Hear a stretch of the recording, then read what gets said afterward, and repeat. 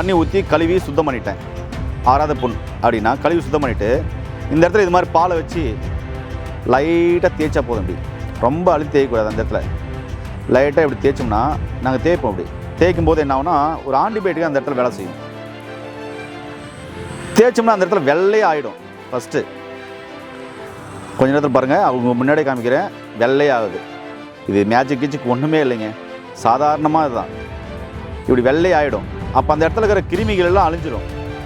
இப்படி வெள்ளை ஆயிடுச்சுன்னா அதுக்கப்புறம் என்ன பண்ணுவோம், அந்த நெறி கட்டுதுன்னு சொல்லுவாங்க இல்லையா உடம்புல, அந்த இடத்துல இந்த மூலிகை சாறு எடுத்து என்ன பண்ணுவாங்க, அப்படியே அப்ளை பண்ணி விடுவாங்க. அந்த நெறிக்கட்டு சரியாகும். அதே மாதிரி கட்டிகள் உடையலைனாக்க இந்த மூலிகை சாறு எடுத்து அந்த மேலே பத்து போடுவாங்க. இப்போ உள்ளங்கையில் புண்ணு இருக்குன்னு வச்சுக்கோங்களேன், இது எப்படி ஆற்றலாம் அப்படின்னா, இங்கே பாருங்கள், இப்போ எடுத்துன்னு வந்துட்டுன்னா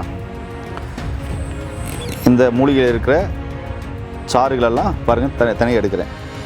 இதில் பாருங்கள் நிறையா இருக்கும், தெரியுதுங்களா? பாருங்கள். இயற்கையை மருந்து சேனலுடைய மேலும் பல பதிவுகளை தெரிந்து கொள்ள இந்த சேனலை சப்ஸ்கிரைப் செய்யவும், பெல் பட்டனை அழுத்தவும். மேலும் மருத்துவரின் ஆலோசனை பெற இந்த வீடியோவில் உள்ள எண்ணிற்கு தொடர்பு கொள்ளவும். இயற்கை மருந்து நேயர்களுக்கு வணக்கம். நம்முடைய முன்னோர்கள் இந்த பக்கவாதத்துக்கு அற்புதமான மூலிகை எளிமையாக கையாண்டாங்க. ஆறாத புண்களையும் ஆற்றுன்னு சொன்னாங்க. அந்த மூலிகை அதை மட்டும் தான் செய்யுமா?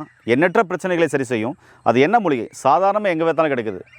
அது என்ன மூலிகைன்றது இந்த வீடியோ பார்க்கலாம் வாங்க. நம்மளுடைய இந்த பக்கவாதம் வந்துட்டால் அவங்களுக்கு இருக்கிற அந்த பிரச்சனை இருக்கு பாருங்கள், அவங்களுக்கு யாருக்குமே வரக்கூடாதுன்னு அப்படிப்பட்ட பிரச்சனைகள் வரும்.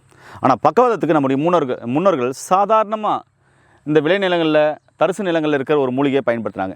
அப்படிப்பட்ட ஒரு மூலிகையை இந்த ஏரியா ஃபுல்லாக ஒரு கிட்டத்தட்ட ஒரு 4-5 ஏக்கரா இருக்கும். இந்த 4-5 ஏக்கரா ஃபுல்லாகவே இந்த மூலிகை தான் இருக்குது. இந்த மூலிகையின் பேர் என்ன அப்படின்னா மிளகாய் பூண்டு. வேறு என்ன பேரில் அழைக்குவாங்க அப்படின்னா எலியாமணக்குன்னு சொல்லுவாங்க, காக்கா பூண்டுன்னு சொல்லுவாங்க. இப்படி பல்வேறு வகையில் இந்த மூலிகையை பேர் சொல்லி அழைப்பாங்க. இதனுடைய இலை, விதை, வேர் போன்ற பாகங்கள் சித்த மருத்துவத்தில் பல பிரச்சனைகளுக்கு மருந்தாக பயன்படுத்துகிறாங்க. பாரிச வாய்வு, அதாவது பக்கவாதம்னு சொல்லுவாங்களா, இழிப்புன்னு சொல்லுவாங்க, பக்க சூளைன்னு சொல்லுவாங்க. இது போன்ற நோய்கள் குணமாகிறத கண்கூட பார்க்கலாம். நம்முடைய முன்னோர்கள் இதை பயன்படுத்தின மூலிகை. இந்த மூலிகையே நெறி கட்டுதுன்னு சொல்லுவாங்க இல்லையா உடம்புல, அந்த இடத்துல இந்த மூலிகை சாறு எடுத்து என்ன பண்ணுவாங்க, அப்படியே அப்ளை பண்ணி விடுவாங்க. அந்த நெறிக்கட்டு சரியாகும். அதே மாதிரி கட்டிகள் உடையலைனாக்க இந்த மூலிகை சாறு எடுத்து அந்த மேலே பத்து போடுவாங்க. மலச்சிக்கல் தீர்றதுக்கு இதனுடைய இலைகளை கூட்டுக்கீரையோடு நம்முடைய முன்னோர்கள் சமைச்சு சாப்பிட்டாங்க. அதனால் மலச்சிக்கல் இல்லாமல் ரொம்ப அருமையாக நல்லா இருந்தாங்க. வாத நோயால் ஏற்பட்ட கை கால் வீக்கத்துக்கு இந்த மிளகாய் பூண்டுடைய விதை இருக்கு பாருங்கள், அந்த விதையை கஷாயம் செஞ்சு தினமும் 2 வேளை குடிச்சிட்டு வந்தாங்கன்னா வாத நோயால் ஏற்பட்ட உடல் வீக்கங்கள் படிப்படியாக குறையும். இந்த மூலிகையில் ஆறாத புண்களையும் ஆற்றுன்னு சொன்னல, அது எப்படின்னா இதில் பால் இருக்கும். இந்த பாலை எடுத்து ஃபஸ்ட்டு நம்ம இப்படி சேகரிக்கணும். இங்கே பாருங்கள், இப்படி உடைச்சோம்னா பால் வரும். அந்த காலத்தில் ஆறாத புண்ணு இருக்கிற இடத்துல ஒரு வெட்டுக்காயமே ஆயிடுச்சு டக்குன்னா இது மாதிரி இந்த மூலிகை எடுத்து என்ன பண்ணுவோன்னா இப்படி அந்த புண்ணு மேலே போடுவோம். போட்டு அங்கே இருக்கிற களிமண் இருந்தாலும் சரி, எந்த மண் இருந்தாலும் சரி, அது இந்த புண்ணு மேலே போட்டு விட்ருவோங்க. சாதாரணமாக புண்ணு மேலே போட்டு விட்ருவோம். அப்படி போட்டு விட்டால் 2-3 நாள் அந்த புண்ணு ஆறிடும். அப்படி ஆறாத புண்களையும் ஆற்றுறதுக்கு நம்முடைய முன்னோர்கள் எளிமையான மூலிகையை கையாண்டாங்க. இந்த காக்கா பூண்டில் இவ்வளோ மருத்துவ குணங்கள் இருக்குது. இப்படி தான் பால் எடுக்கணும். இப்படி எடுத்து தாராளமாக இப்படி சேர்த்துட்டு வரலாம். இப்போ உள்ளங்கையில் புண்ணு இருக்குன்னு வச்சுக்கோங்களேன், இது எப்படி ஆற்றலாம் அப்படின்னா, இங்கே பாருங்கள், இப்போ எடுத்துன்னு வந்துட்டுன்னா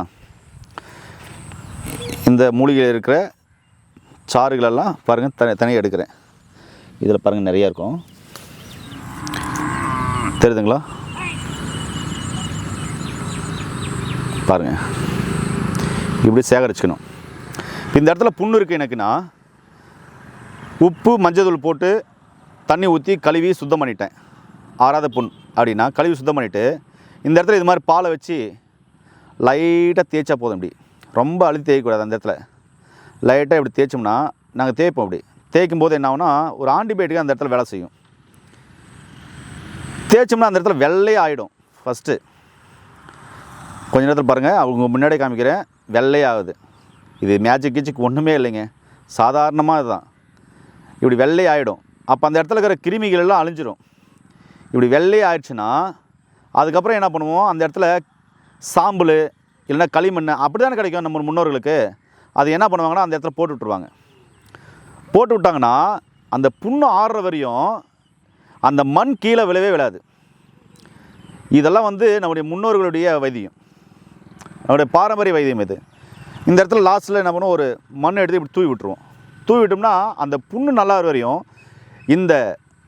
இதனுடைய மருந்தோ இல்லை நீங்கள் போடுற அந்த மண்ணோ விழாது, சாம்பலோ விழாது.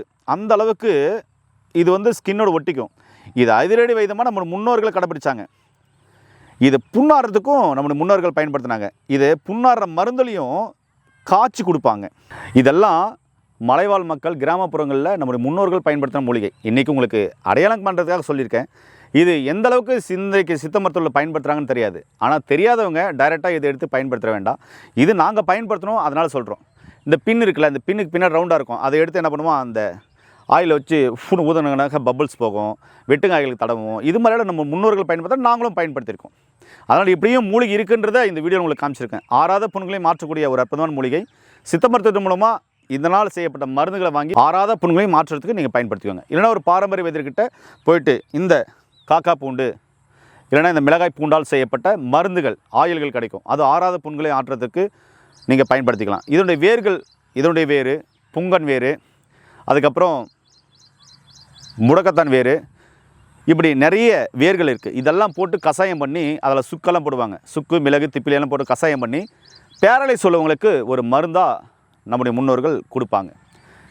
இது சீனப்பாகு கஷாயம் அப்படின்னு சொல்லி சேர்த்துறதுல இந்த மூலிகையும் ஒரு சில சேர்த்துறாங்க. அதனால் என்னென்னா பக்கவாதத்துக்கும் இந்த மருந்து அற்புதமாக வேலை செய்யும். கூட்டு மருந்தாக இந்த மூலிகை கூட்டு மருந்தாக நீங்கள் கலக்கும்போது அற்புதமாக வேலை செய்யும். கண்டிப்பாக பயன்படுத்தி நோய் நொடி இல்லாமல் ஆரோக்கியமாக இருங்க.